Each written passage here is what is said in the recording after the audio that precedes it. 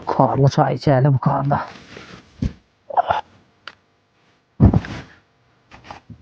Çayım kaynadı. Doğarken üzerine salata ederiz. Hatta ben... Oh oh oh oh oh oh oh oh. Bunday çay bilen somsa gitadi. Albatta joy qunchuqtir somsa bor. Bormi? Bor. Bering. Bey. Hozir trend deysiz, qo'rg'a somsa bo'ladi mana.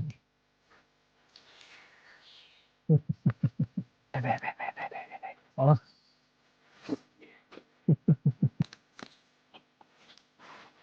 Keyingi somsamiz go'shtli somsa do'stlar. Narxini aytadigan bo'lsak, 13 ming so'm. Hamma yerda go'sht bor. Go'shtini sifatini garantiya beramiz. Deydi qarang. Ko'p odam yoqadi, tovuq somsa bo'ladi. Bu yerda videoda malal deb o'tiribman. Aldirib yeyinglar.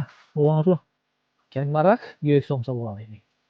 Qishning yozim joy qunchuqtir somsada go'sht somsalarimizdan ham topsangiz bo'ladi do'stlar. Hamma go'shtga dikavering. Çay o kadar.